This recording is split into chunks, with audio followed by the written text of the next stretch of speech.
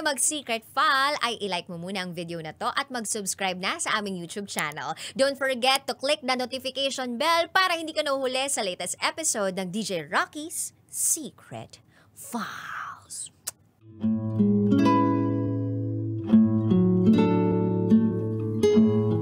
And now, it's time for DJ Rocky's Secret Files with Jello.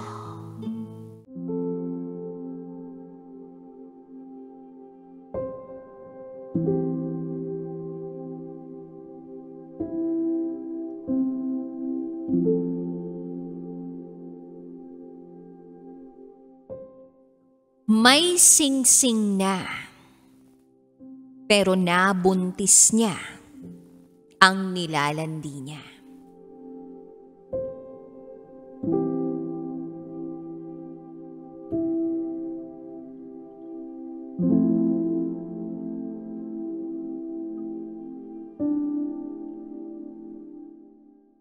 Hi DJ Rocky and DJ Jello.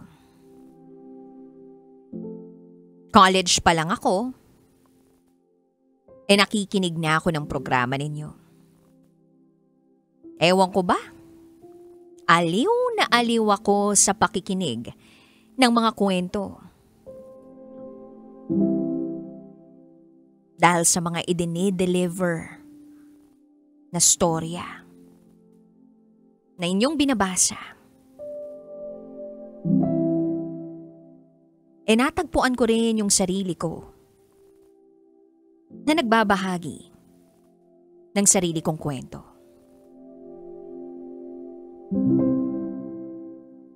Itago nyo na lang ako sa pangalang Jana. 28 years old. Currently OFW sa bansang Rome. And this is my secret file.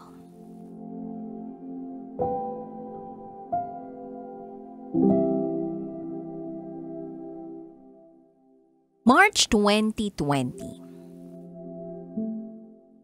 Nasa college ako. Nang biglang nag-announce na suspended na ang klase dahil sa COVID-19. Agad-agad akong umuwi dahil bahay-eskwela lang naman talaga ang routine ko.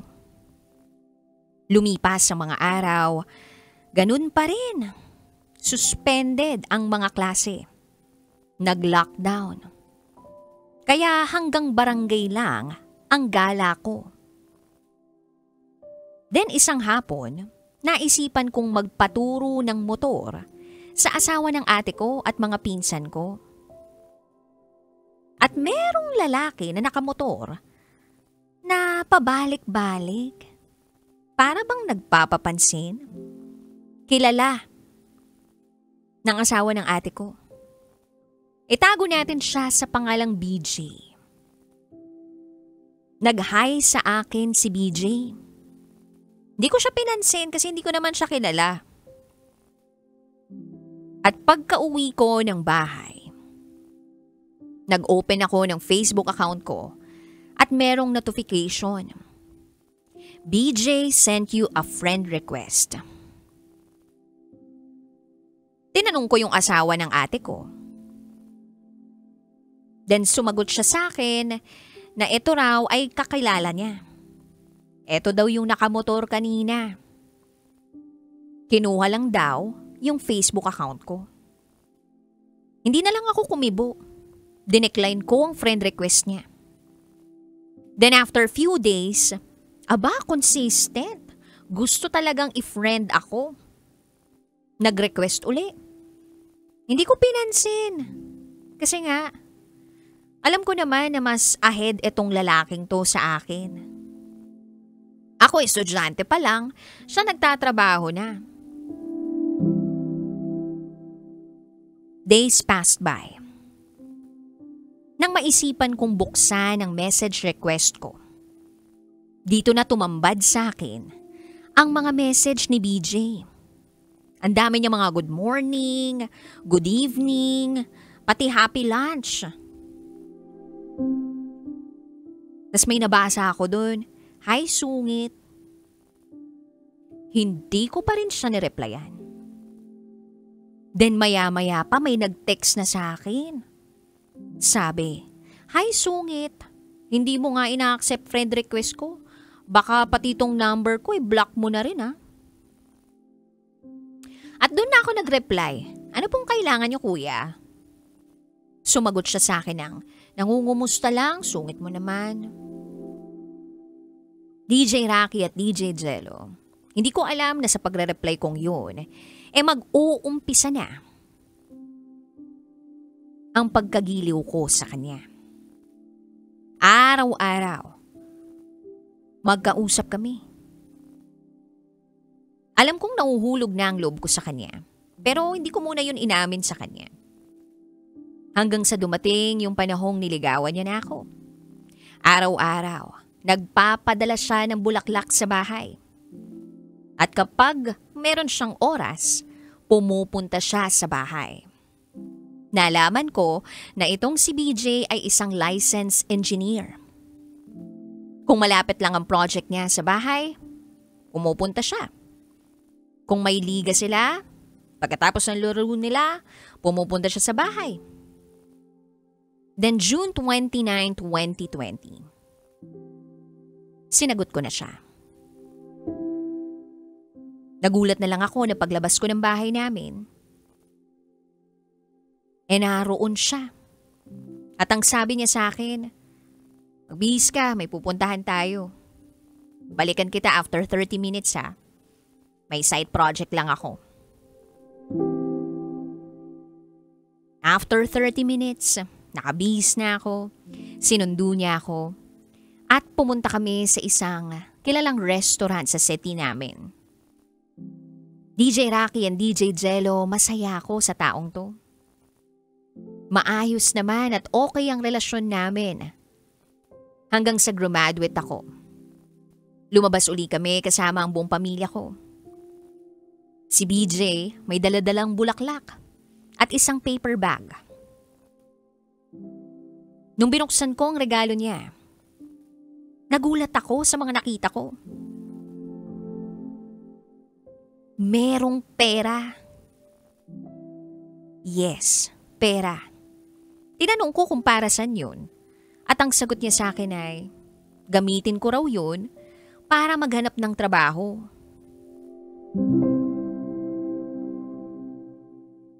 Pero sa totoo lang, ayokong kunin. Kasi baka kung ano namang hingin niya sa akin.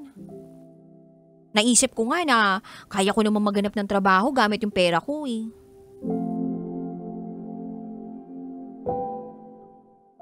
So DJ Rocky and DJ Jello,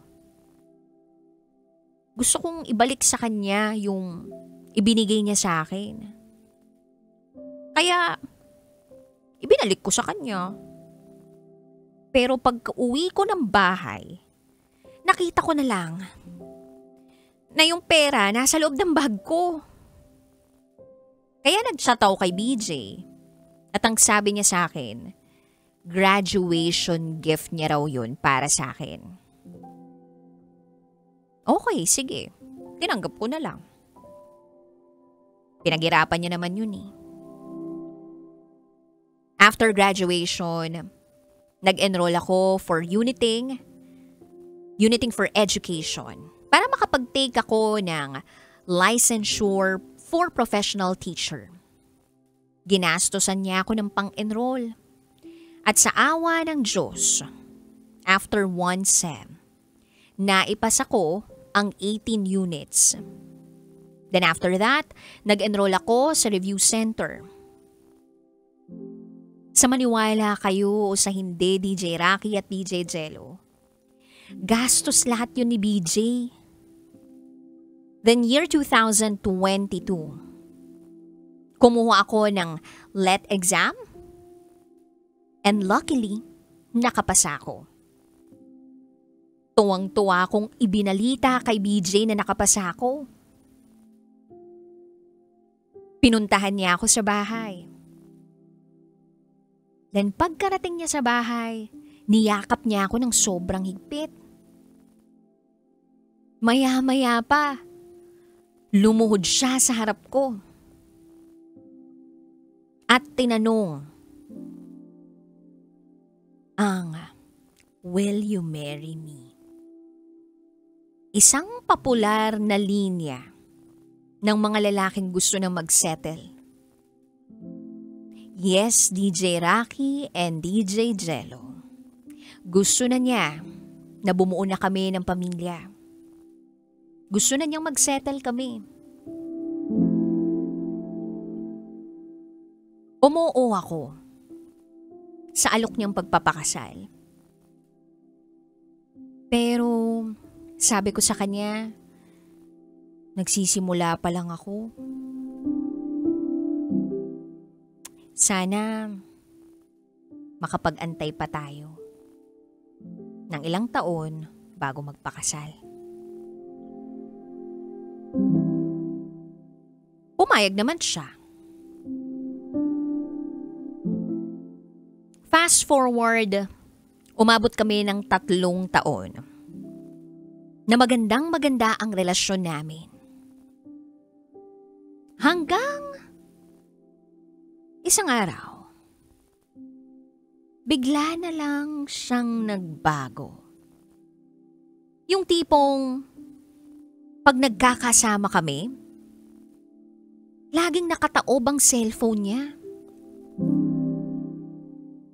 Kapag nagkakasama kami, para bang hindi siya mapakali.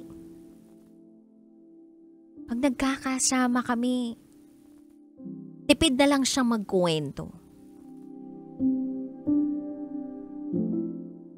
Then dumalang ang pagkikita namin. Once a week na lang kami nagkikita. Hanggang sa umabot ng twice a month. Then once every 2 months. Nakapagtataka. Then one day, may nalaman akong magpapabago ng takbo ng relasyon namin.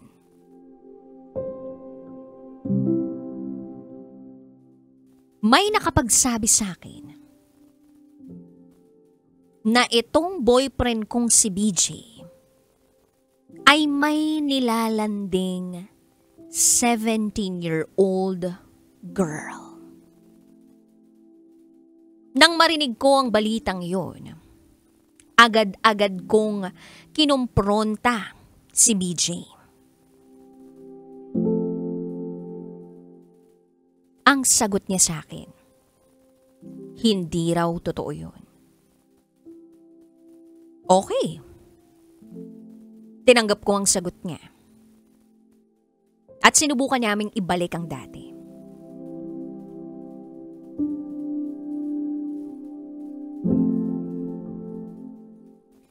Then one day, tumawag sa akin ang pinsan niya. At hindi ko alam kung itong pinsan niya ay sinadyang mag-back camera o gamitin yung back camera ng cellphone niya. O baka gusto lang talaga niyang malaman ng isang tulad ko yung nangyayari sa pinsan niya. Kasi kitang-kita ko dun sa video call namin yung babaeng pinagseselosan ko. Yung babaeng tinutukoy nila at napapabalitang nilalandi ni BJ ay naroroon sa bahay nila. Hindi ko alam kung anong gagawin ko that time. Hindi ko alam kung bakit naroon ang babae. Kasi okay naman kami ni BJ. Nag-usap na kami. Hindi raw totoo yung balita. At hindi ko alam kung bakit niya ako niloloko. Kinaumagahan, tinawagan niya ako. Susunduin niya raw ako. Mag-agahan daw kami sa isang fast food chain. Hindi ko alam kung saan niya nakakukuha yung lakas ng loob para makipagkita sa akin. Pumayag ako. Sinundo niya ako sa bahay. At pagkatapos namin kumain ng agahan,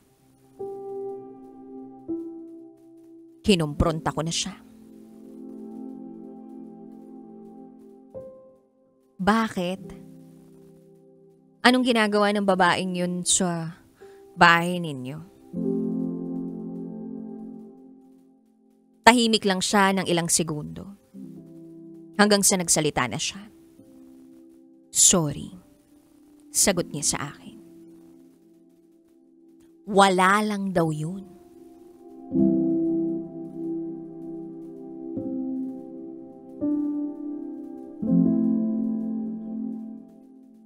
Hindi ko magawang kumprontahin yung babae kasi kung merong kasalanan dito, yun yung boyfriend ko. Kasi siya man o yung babae yung unang lumandi, may girlfriend naman itong BJ na to para makapag-isip siya ng tama. So hindi ko pinatawad si BJ. Nakipag-iwalay ako sa kanya. Pero ayaw niya. Araw-araw pumupunta siya sa bahay. Hanggang sa nabalitaan ko na nabuntis niya yung babae. Nabuntis niya yung 17-year-old girl.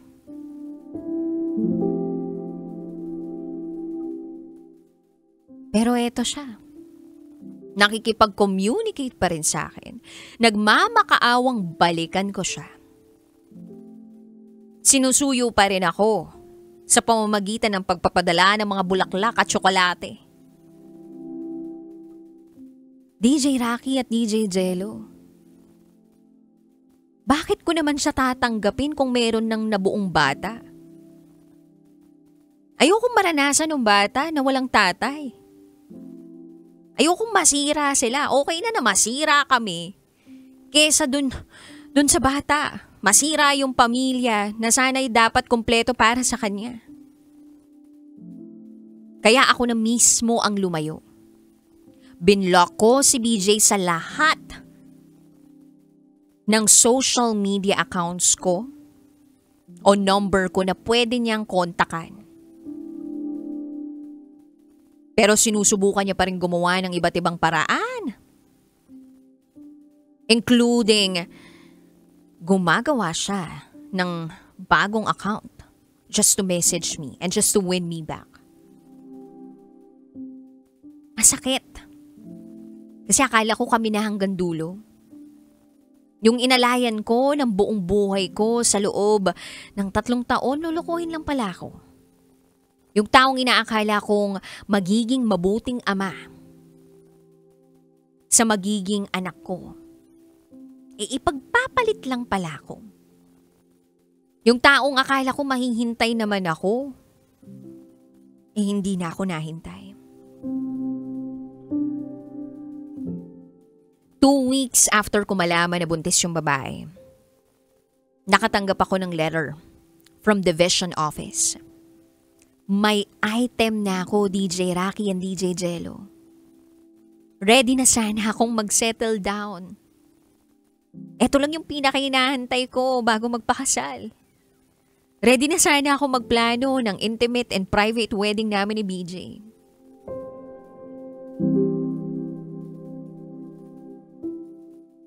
Napaluha ako nun. Doon ko mas naramdaman yung pagkawasak ko. At dahil doon natuto akong mag-inom. Kasama ang mga pinsan at barkada ko. Lasing kong lasing. Then after 3 months na no contact, tumawag si BJ. Kailangan daw niya ng closure.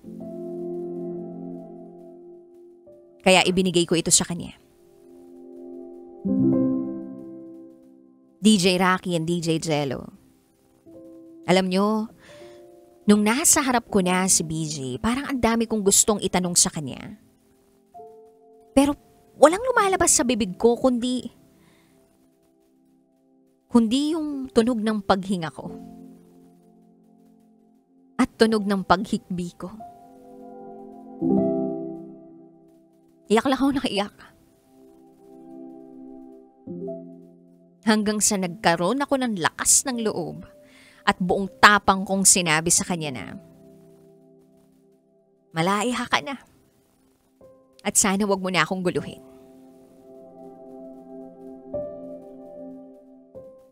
Aaminin ko. Hindi nawala yung pagmamahal ko sa kanya.